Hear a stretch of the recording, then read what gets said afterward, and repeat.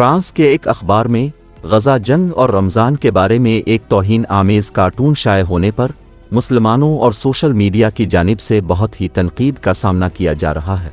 इस कार्टून से पूरी दुनिया में एक बड़ा तनाज़ा पैदा हो गया है।